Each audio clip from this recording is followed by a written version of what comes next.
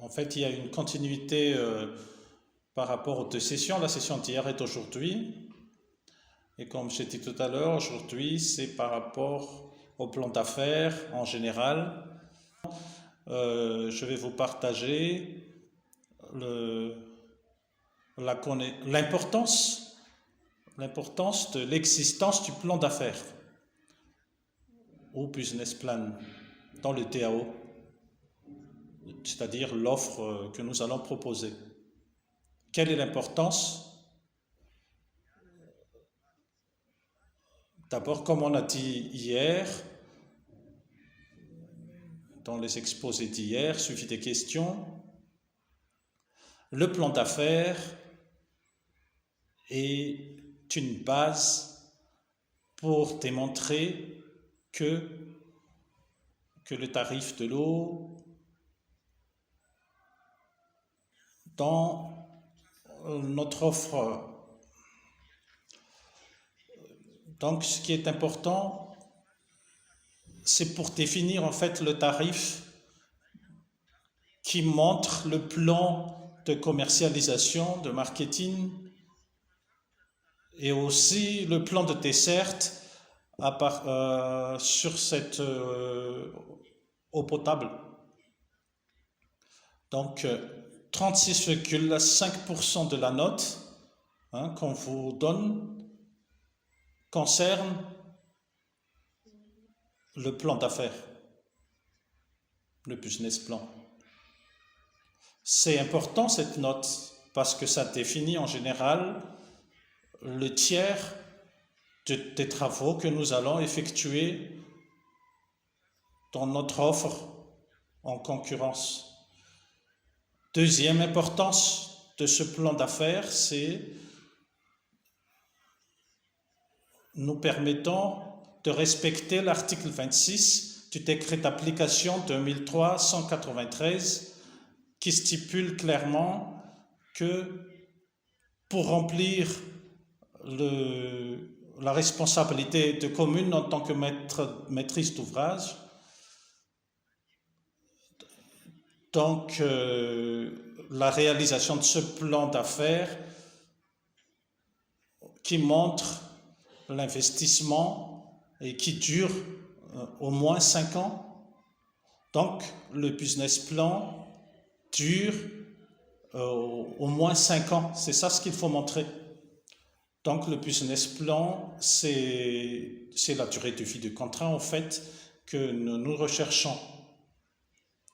L'importance aussi de ce plan d'affaires dans le TAO ou dans l'offre que nous proposons, c'est pour respecter l'article 54 du Code de l'eau qui définit spécifiquement la politique tarifaire que le tarif que nous devons proposer doit garantir en général et couvre toutes les dépenses que nous avons effectuées dans l'exploitation et l'utilisation des infrastructures de l'eau. Donc ça respecte le principe de recouvrement de coûts.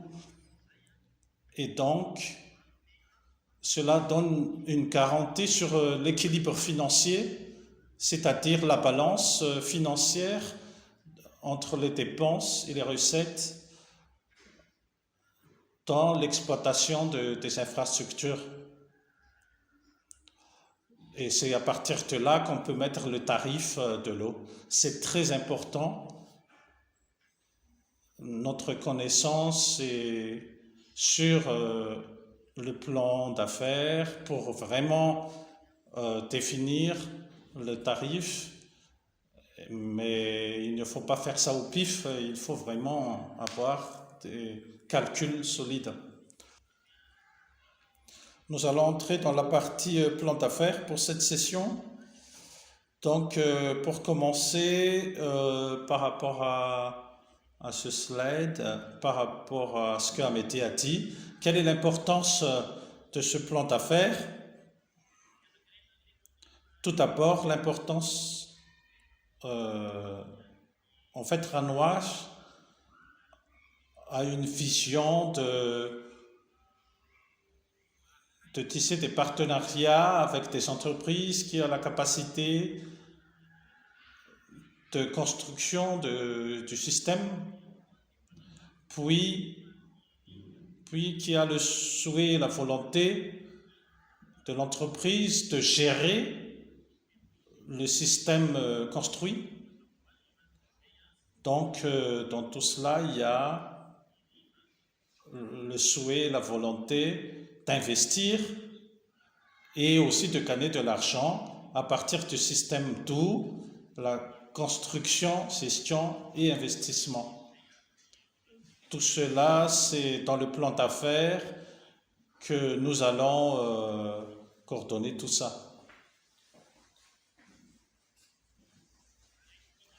Nous prenons le plan d'affaires standard, la structure standard habituelle, ce que il y a deux parties en fait en général. Donc il y a la narration d'abord. Quelle est la stratégie de l'entreprise, quelle est la structure de l'entreprise, puis après il y a les calculs. Nous aussi, nous avons habituel par rapport au compte prévisionnel d'exploitation, le solde intermédiaire de gestion. Donc, c'est ce qui nous habitue dans le plan d'affaires et c'est à partir des fichiers Excel. Donc, si on prend le plan d'affaires,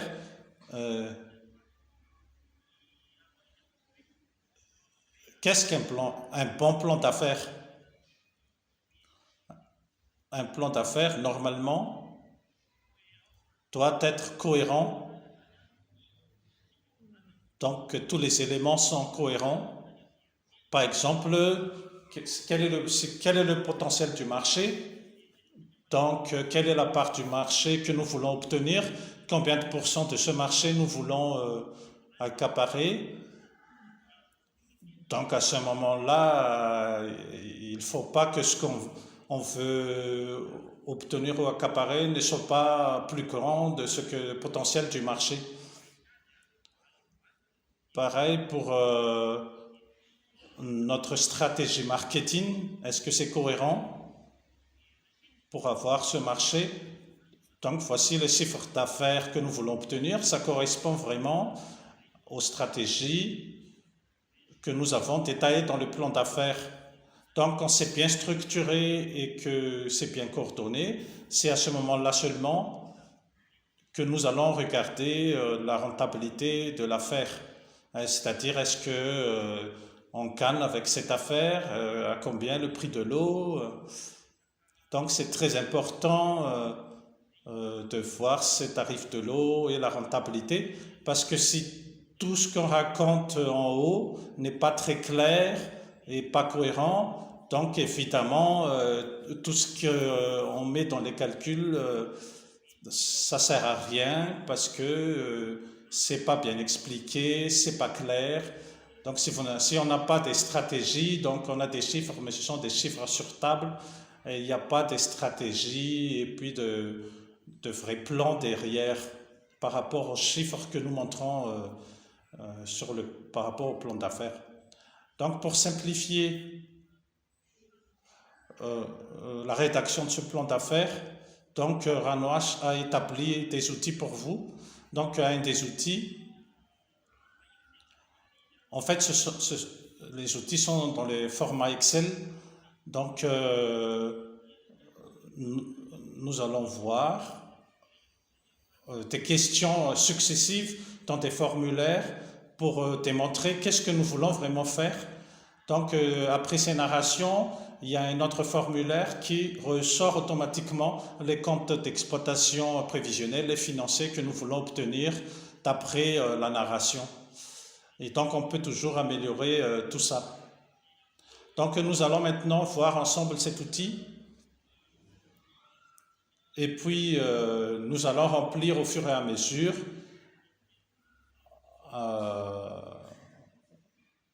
cet outil-là. Donc voici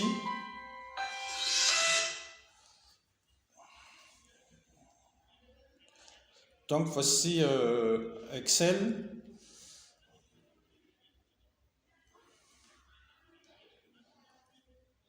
Donc comment on navigue dans ce fichier Excel? Donc là il y a un formulaire avec des questions. Quel est le nombre de branchements que vous pouvez installer? Donc la réponse, vous allez écrire là.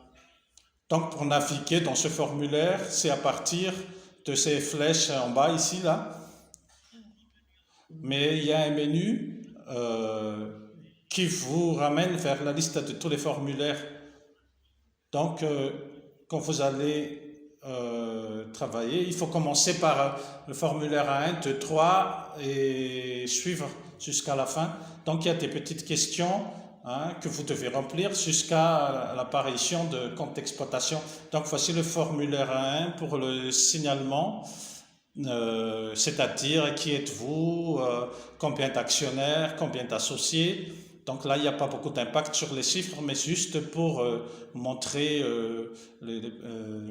ce qui présente le dossier.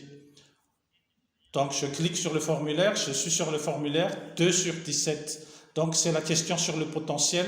Ce potentiel, c'est très important dans le plan d'affaires, puisque c'est à partir de là qu'on définit combien le nombre d'investissements qu'on doit faire, combien la recette, quelles sont les activités qu'on peut faire. Donc pour remplir ce potentiel, donc d'ailleurs il y a toute une explication dans les encadrés pour vous aider à remplir le formulaire. Donc par exemple ici, vous pouvez ouvrir carte à Google Earth et puis vous allez mettre le schéma de conduite et compter le nombre de toits de maison. Et voilà, vous pouvez avoir le branchement et donc combien de potentiel de branchement privé ou de points d'eau communautaires. Donc là, vous pouvez remplir à partir de ça. Donc tout dépend aussi de votre stratégie. Est-ce que vous voulez faire des points d'eau communautaires ou plutôt de branchements particuliers? Donc chaque entreprise voit sa stratégie, chacun son avantage. Donc il y a aussi toujours des questions à remplir, par exemple sur la consommation de ménage. Donc là, vous pouvez mettre le litre par jour, le mètre cube par mois. Vous pouvez faire une petite enquête sur le terrain ou voir sur un système qui existe déjà, même dans un ménage très simple, même à partir de votre consommation aussi. Donc en fait, il y a plusieurs informations que vous pouvez obtenir pour remplir ces cases-là. Puis, il faut aussi voir la consommation par point d'eau communautaire et ainsi de suite. Donc, s'il y a toujours des hésitations ou des difficultés pour remplir les cases, et donc là, il y a les encadrés qui vous aident et qui vous illustrent. Et après, vous pouvez cliquer pour changer de formulaire. Là, par exemple, c'est un formulaire sur le nombre de branchement particulier, branchement social, combien de branchements communautaires. Donc, c'est vraiment tout ce que vous voulez remplir par rapport à la part de marché. Je remarque que vous pouvez naviguer et vous pouvez faire des allers-retours. Vous pouvez changer également, modifier. Vous pouvez, si vous n'êtes pas satisfait, donc vous pouvez aller faire des va-et-vient. C'est ce qu'on appelle l'itération. Et donc là, ici, on veut voir la consommation que vous voulez vendre. Donc là, on commence ici la consommation qu'on veut obtenir par type en moyenne. Parce que tout à l'heure, c'est juste pour pouvoir calculer le minimum, le maximum et la moyenne. Mais ici, c'est vraiment la planification, combien je voudrais vendre en termes de consommation. Si nous avons des difficultés, trop de difficultés, il y a des valeurs indicatives ici, dans les encadrés. Ce sont des chiffres indicatifs que nous avons calculés à partir des moyennes de consommation sur différents sites, notamment ruraux. Une fois que c'est rempli cette partie consommation, maintenant c'est le formulaire sur le marketing. Donc c'est le produit qu'il faut observer. Quelle est l'importance de ce formulaire dans le plan d'affaires? Il y a toujours le marketing. Par exemple, quelle est la proposition de valeur des produits ou services? Je donne un exemple. Par exemple, vous vendez de l'eau, mais c'est l'eau au niveau du point communautaire et aussi l'eau du branchement communautaire. Il y a pas de, ce n'est pas la même valeur. Donc, il faut analyser, savoir la valeur ajoutée apportée par l'entreprise. C'est vrai qu'on vend de l'eau, mais il y a des services derrière. Et donc, quand vous allez collecter de l'argent, c'est ce service-là qui vous ramène de l'argent. Hein. Donc, ici, il y a un encadré pour vous aider. Par exemple, le branchement low cost qu'on vend à bas prix, mais après, on peut récupérer par mois, soit par achat compteur ou par facture tous les mois. Donc, ça dépend vraiment de la stratégie de l'entreprise. L'objectif est de savoir si on veut vendre, par exemple, 200 branchements, je peux le faire parce que j'ai une stratégie pour les vendre. C'est un gros problème hein, qu'il faut déjà prévoir dans la planification pour savoir comment on vend ce service et ce produit. Il y a aussi la question de l'avantage compétitif. Donc, c'est l'avantage de votre produit par rapport aux concurrents. Pourquoi les gens doivent acheter votre l'eau que vous proposez? Par exemple, votre eau a plus de qualité. Et puis aussi, ça facilite, allège la pénibilité pour la corvée d'eau.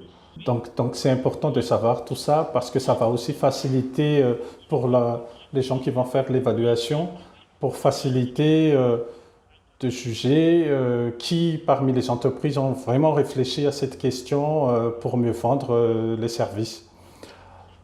Voilà, c'est autour de ça, toutes ces questions, c'est qualitatif, hein, mais il y a une grosse différence et qui est vraiment discriminant pour pouvoir avoir des bonnes ou des mauvaises notes. Hein.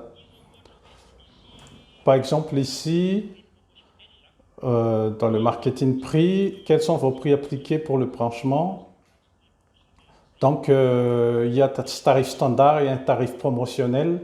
À quelle période les gens ont vraiment de l'argent, du pouvoir d'achat? C'est important ça parce que pour la période de dessert, c'est surtout pendant la période où les gens ont le plus de pouvoir d'achat, c'est à ce moment-là qu'il faut vendre plus. Après, on peut aller dans la commercialisation. Donc, il faut du commercial, de la communication. Donc, est-ce qu'il faut embaucher quelqu'un pour faire la commercialisation ou est-ce que c'est plutôt le chef d'exploitation qui gère tout ça? Donc, vous voyez, il faut vraiment des stratégies. Donc, pour synthétiser, voilà le plan de dessert. Ce plan de dessert, c'est pour montrer la campagne de vente, combien de ventes je vais faire, campagne je vais faire et combien je vais obtenir. Donc, en avril et mai, la récolterie augmente, donc il y a le pouvoir d'achat, donc là, je vends plus d'eau, par exemple. Donc, c'est pour cela que c'est important de savoir quand est-ce que les gens ont plus d'argent. Donc, quand est-ce que je pourrais obtenir cette phase de dessert. Vous voyez, tout doit être cohérent. Donc, c'est pour pouvoir garantir que je pourrai atteindre les objectifs 100 ou 500 selon ce que vous avez écrit. Parce que moi, j'ai déjà des stratégies pour atteindre ces objectifs. Donc, si c'est possible d'avoir tel ou tel nombre de population à bénéficiaires, taux de desserte. Donc, il faut voir le montant d'investissement, donc le montant des travaux, combien la commune, le projet et les partenaires financiers vont apporter. Par exemple, ici, un exemple des 150 milliards. Dans le formulaire 10, quel est l'investissement que l'entreprise peut apporter? Donc là, il faut lister, hein, avec la durée de vie.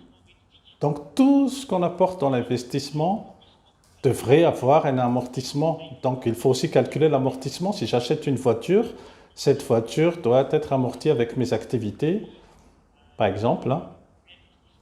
Donc il faut écrire tous les investissements faits par l'entreprise. Donc ça entre automatiquement dans le compte d'exploitation après. Donc après cela, il y a l'investissement de la commune, des PTF et utilisateurs. On a vraiment distingué les deux parce que il y a l'investissement de commune d'abord. Donc l'amortissement n'entre pas dans le compte d'exploitation parce que ça dépasse largement la durée du contrat. Par exemple, l'infrastructure bétonnière, les conduites, tout ça n'entre pas dans le calcul d'amortissement.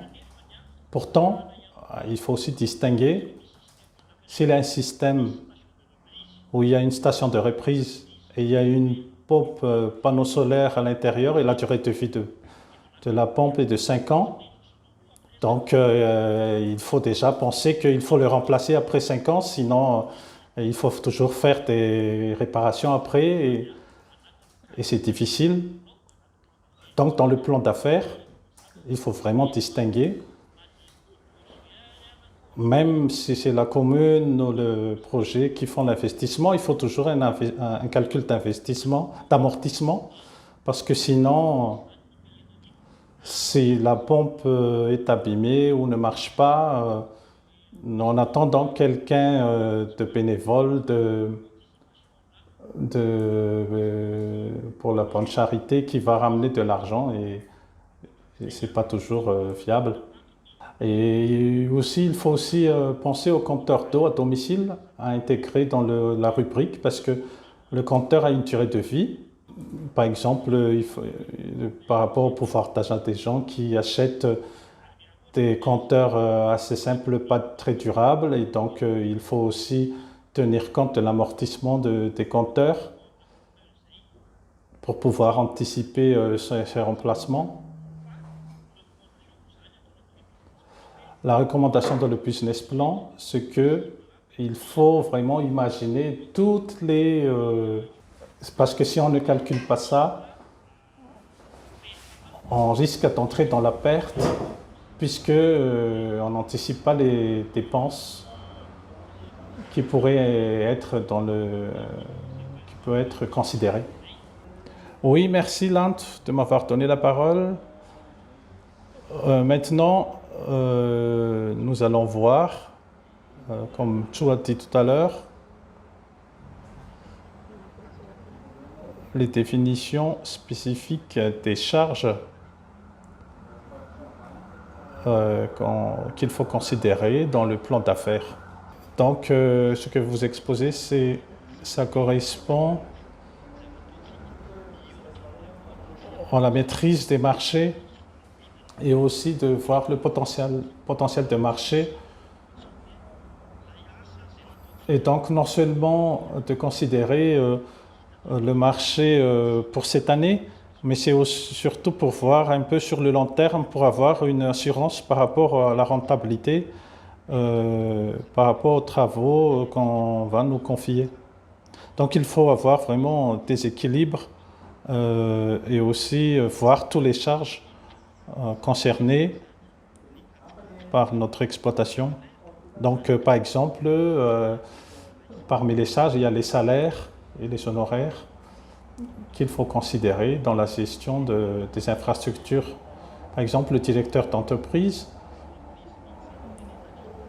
donc je parle de l'entreprise, hein, le gestionnaire qui va gérer l'entreprise. Donc, il faut respecter les règles, les normes pour l'emploi des personnes, donc notamment les impôts, et puis surtout les avantages des salariés. Donc par exemple ici la CNAPS, cotisation CNAPS, la cotisation assurance, donc les cotisations sociales, au bénéfice des salariés. Donc c'est pour la prévision. Hein, et il y a aussi la définition du salaire. Par exemple, le chef d'exploitation doit percevoir du salaire dans la prévision.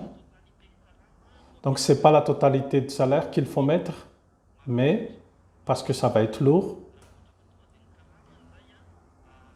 pour la gestion, mais il faut pas mettre en totalité 100% pour le gérant. Or, peut-être que le gérant n'est pas sur place, peut-être qu'il est à Tana ou ailleurs. Or, il fait juste une intervention, il ne dépense que 20% de son temps dans d'intervention. Là, par exemple, il y a une explication dans le cadre rayon rose, là. Donc, s'il ne dépense que 20% de son temps, donc à ce moment-là, peut-être il faut mettre 10%, comme charge du salaire du directeur ou du gérant. Peut-être aussi qu'il y a quelqu'un qui est là en permanence, des salariés en permanence, comme le technicien releveur qui travaille en permanence. On a besoin peut-être de 1 ou 2. Donc, par exemple, s'il y a 3 qu'on a besoin en termes d'effectifs, donc il faut mettre 3 et la personne doit travailler à temps complet ou à temps partiel. Et donc, il faut que ça soit cohérent avec le temps passé, quoi. Il y a aussi des personnes temporaires que nous avons besoin, juste pour 1 mois. Par exemple, temporaire pour 15 jours. À ce moment-là, il faut bien définir qu'on a besoin de lui pour juste 15 jours et donc le salaire perçu correspond vraiment à ces 15 jours. Donc 15 jours. Voilà la définition de salaire. On peut aussi voir déjà planifier l'augmentation de salaire. Donc le salaire varie, le coût de la vie varie également. Et donc prévoir aussi des augmentations de salaire. Donc ces salariés ne sont pas lésés et pour les encourager, les motiver à bien travailler. Donc il faut bien voir la fourchette que nous pouvons supporter pour l'augmentation de salaire. Et c'est par rapport à ces charges ou bien d'autres charges pour l'entretien des infrastructures et pour la gestion des infrastructures. Donc vous voyez, il y a des augmentations des coûts selon le changement et la variation du coût de la vie. Donc il faut mettre aussi des proportions, des chiffres par rapport à ces changements de coût de la vie vus par les expériences antérieures par rapport au changement. Par exemple, si nous disons que le plan d'affaires, l'affaire est rentable, or la valeur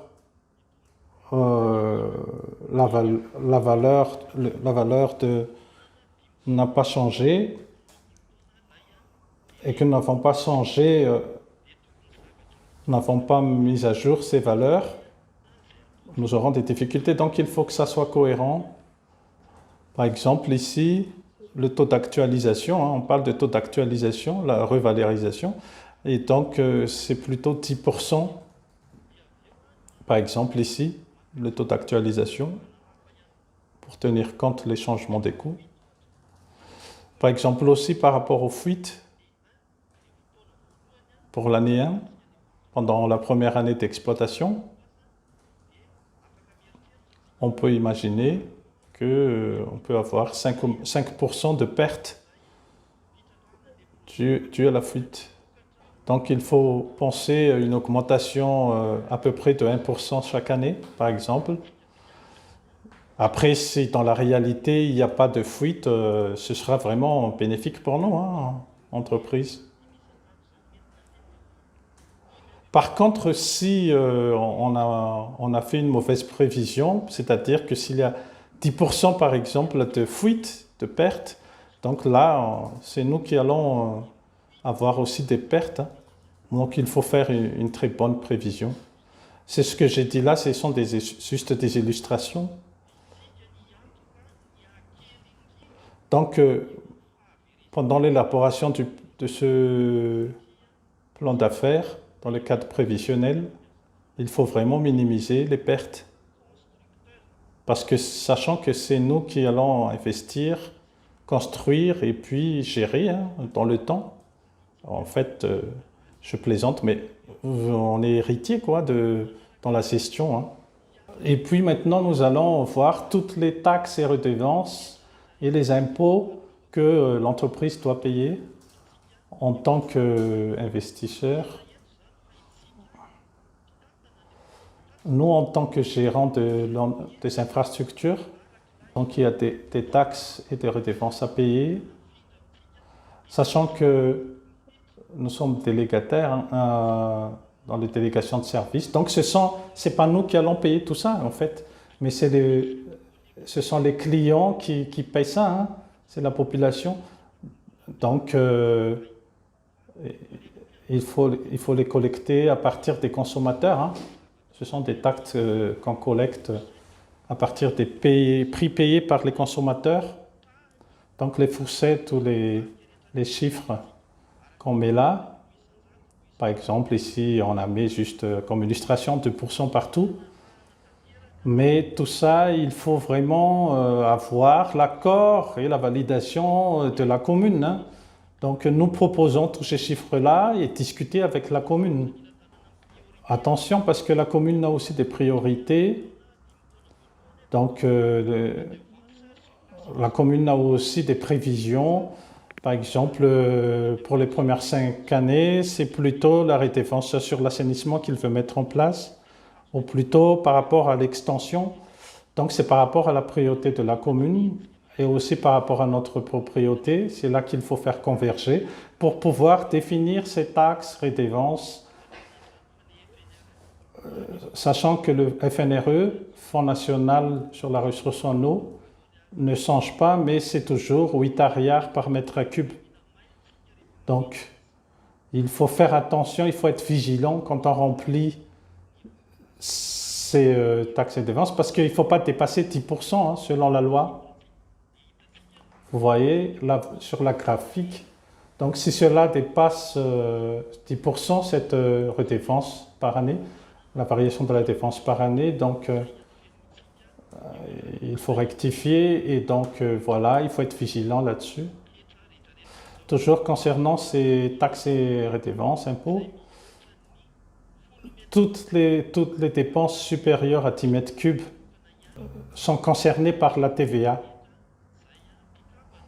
Mais tous les consommateurs, membres ou abonnés, doivent payer les redevances que nous avons parlé tout à l'heure. En ce qui concerne les charges fixes mensuelles,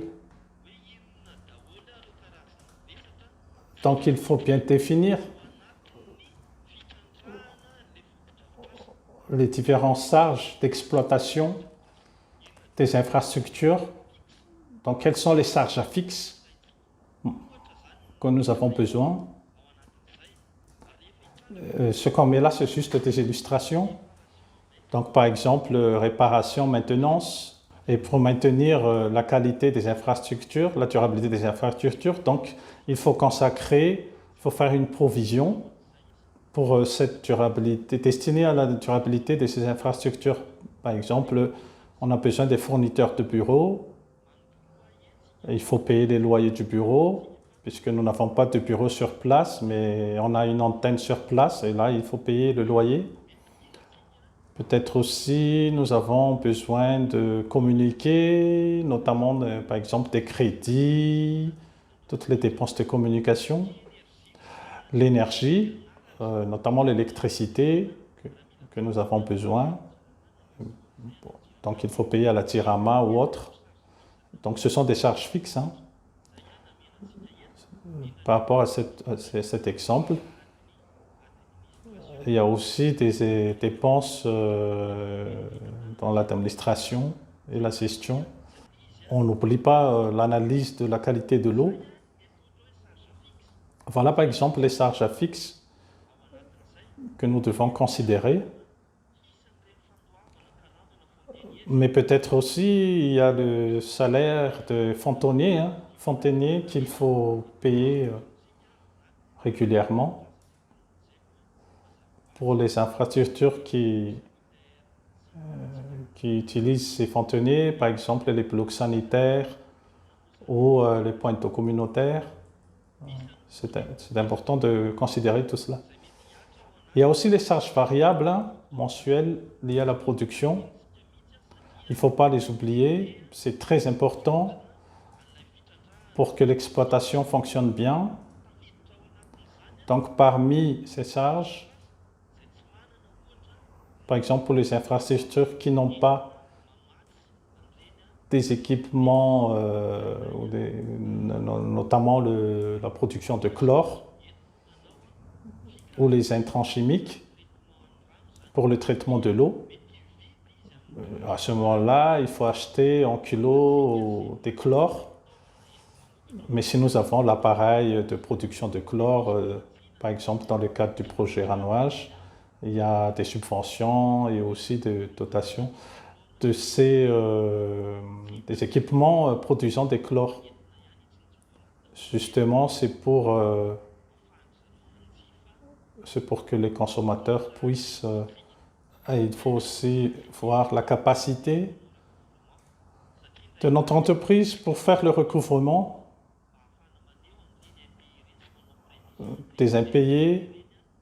Donc, il faut aussi prévoir les impayés. Là, par exemple, il y a 2%, donc des factures non recouvrées. Voilà en ce qui concerne les charges. Je passe la parole là-dessous pour expliquer les charges d'exploitation suivantes. Merci. Tout à l'heure, on a vu les différentes charges permettant de calculer les dépenses et aussi la production. Si on produit 1 litre d'eau, nous avons dépensé combien? Et maintenant, si on vend un branchement particulier, par exemple, ou un branchement social, il y a des charges qu'il faut calculer dès la planification, c'est-à-dire dans le plan d'affaires, combien il faut réserver en termes de coût pour un branchement. Par exemple, dans une localité comme l'exemple de tout à l'heure, il n'y a pas encore, d'eau. Donc, le besoin est très élevé. À ce moment-là, dès que vous emmenez le branchement, tout le monde est intéressé. Mais parfois, ce n'est pas le cas. Donc, il faut avoir des stratégies marketing pour convaincre les gens d'acheter l'eau de qualité, moins chère et puis qui vous facilite vraiment les corvées d'eau, qui allègent la pénibilité pour chercher de l'eau parce que l'eau arrive chez nous. Donc, comme tout à l'heure, le mois de juin, on peut imaginer 200 ventes parce que c'est la période de récolte. Mais combien nous allons dépenser pour obtenir les 200 ventes? Est-ce que ça entre dans le coût de calcul de prix de l'eau ou non? S'il n'y a pas cette stratégie, donc on attend les personnes de venir toquer à notre porte, mais à ce moment-là, c'est très difficile parce que c'est l'entreprise qui doit convaincre les clients, parce que si on attend là, les gens ne viennent pas automatiquement. Voici l'entonnoir de vente que nous sommes habitués à chaque fois qu'on fait une session de formation sur le marketing au sein de Ranouache. Donc voici l'entonnoir. D'abord, il y a les personnes intéressées, c'est-à-dire le marché potentiel au niveau du village. Donc tout le monde n'est pas forcément intéressé, hein. Il y a des gens qui ne veulent pas du tout. Faites ce que vous faites, mais moi je n'achète pas, donc le potentiel de marché diminue. Sinon, il y a des gens aussi qui n'ont pas d'argent immédiatement, mais qui promettent que s'ils ont déjà argent, ils investissent. Ils veulent acheter. Donc, pour ceux qui peuvent payer immédiatement, ils devraient devenir abonnés immédiatement. Donc, cette feuille permet d'expliquer combien nous on dépense pour chaque client si on veut vendre. Voici une question que je pose en français. Voilà. Il faut payer combien d'ailleurs pour informer un ménage? Donc, par exemple, pour faire une affiche, je paie 500, mais le cible, ça couvre juste 100 branchements.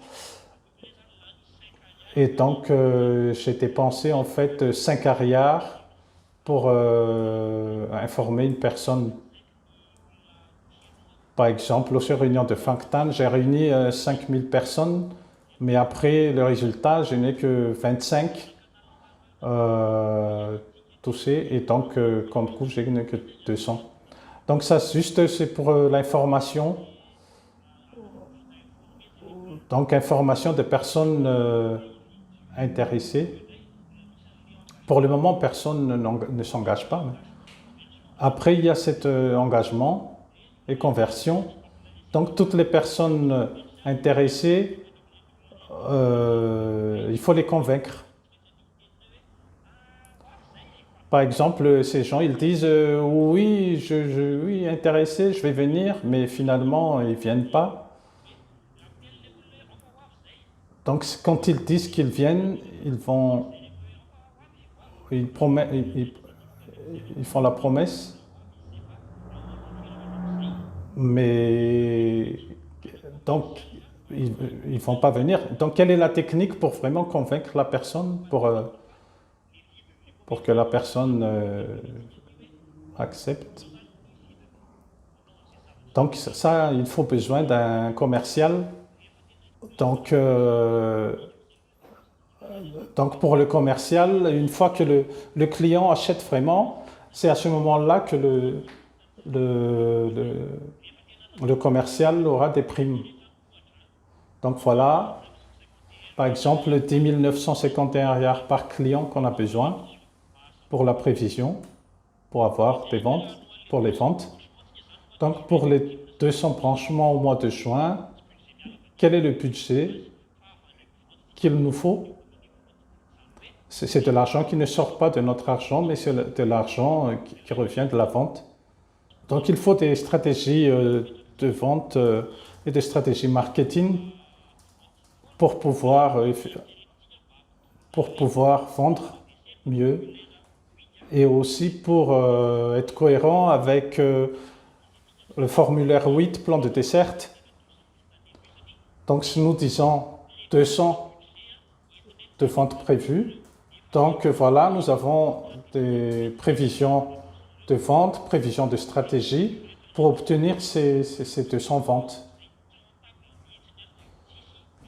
Donc s'il n'y a pas d'abonnés, c'est sûr que ce n'est pas rentable. L'abonné, on peut juste l'avoir par la promotion, la communication, le commercial, et donc il faut budgétiser dans cet outil-là.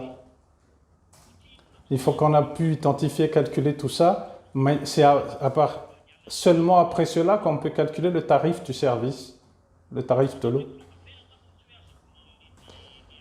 L'objectif du plan d'affaires, ce n'est pas uniquement d'avoir l'offre, mais c'est surtout pour avoir combien je dois obtenir et avoir dans cette affaire. Par exemple, ici, il faut voir, est-ce que c'est intéressant ou pas intéressant. La commune, sa stratégie, c'est toujours d'avoir des coûts assez faibles hein, pour les consommateurs. Hein. Vous, c'est avoir aussi des bénéfices. Donc,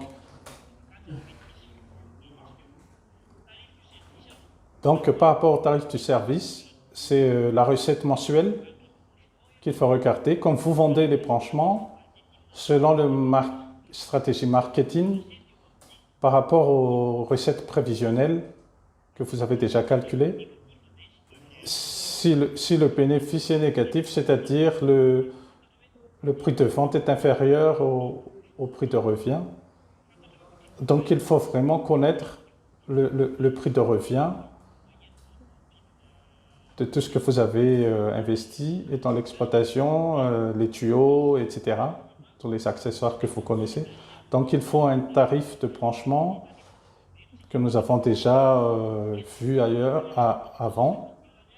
Donc ici, par exemple, le tarif standard d'un branchement, on a mis à 150 000 arrières et le prix de revient, c'est à 80 000 arrières. Donc la marge sur un branchement, c'est 70 000 arrières.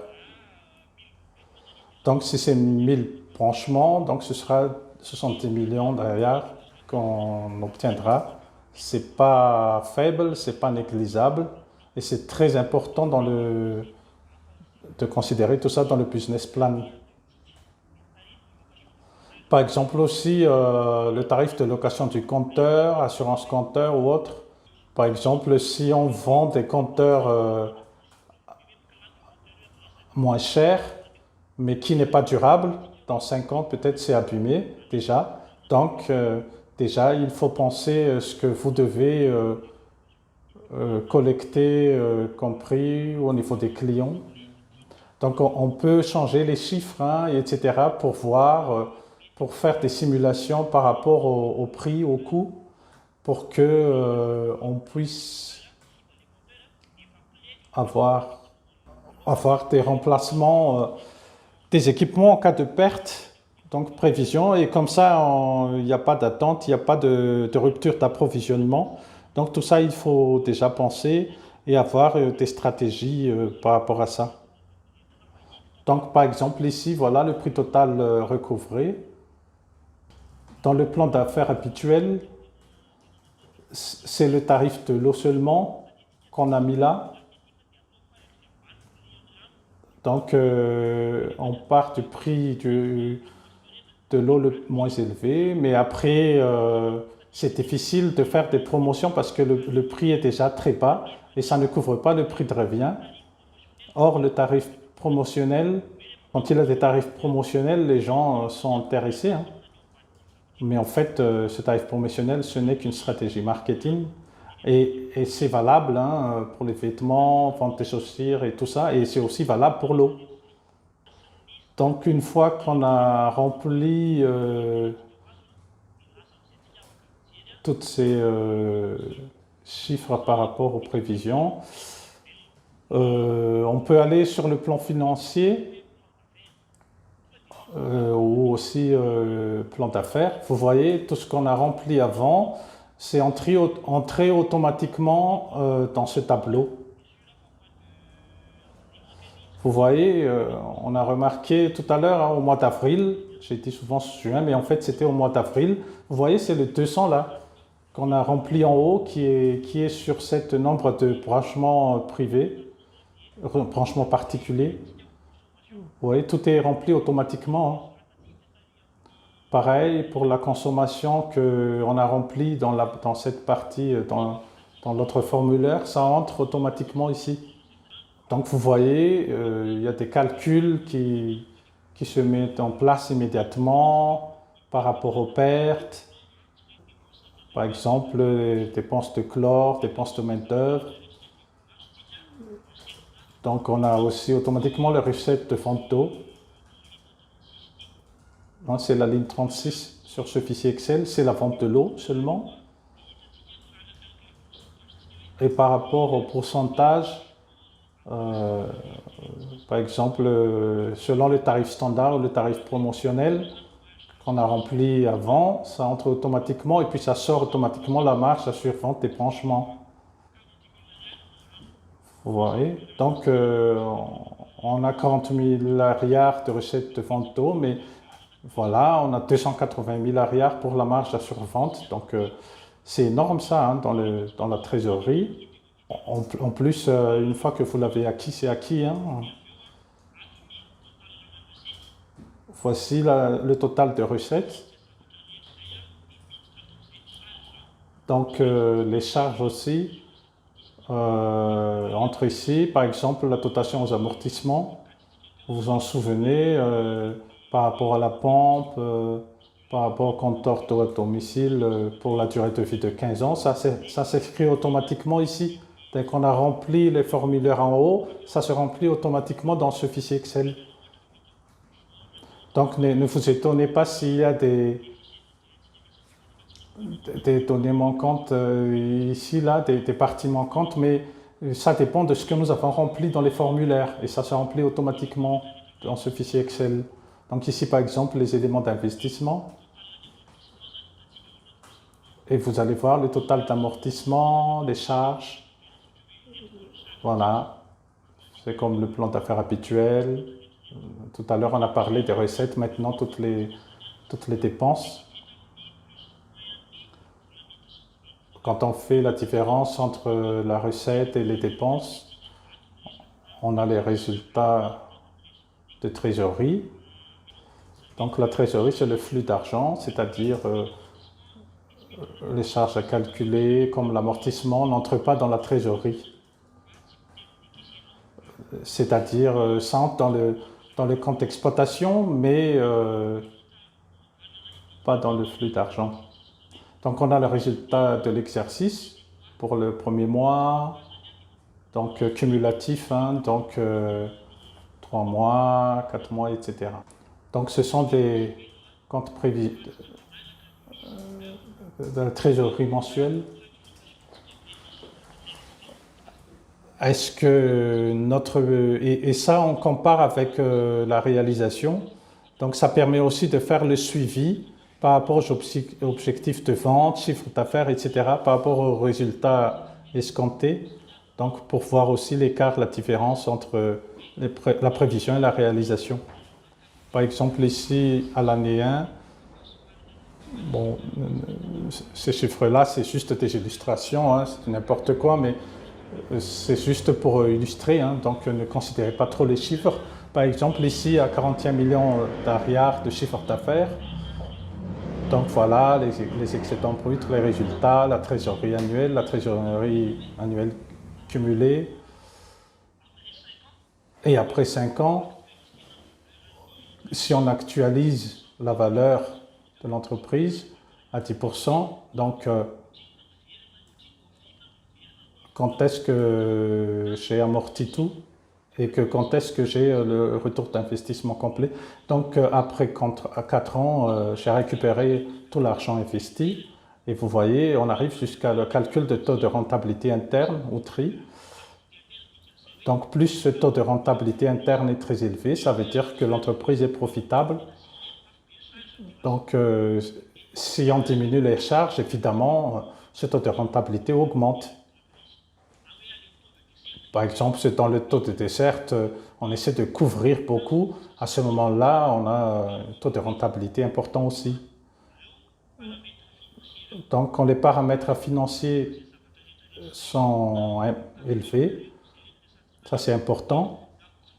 Mais même si ce taux de rentabilité est très important et puis des chiffres, un taux élevé, mais il n'y a pas de cohérence et puis il n'y a pas de logique. Donc, c'est pas bien.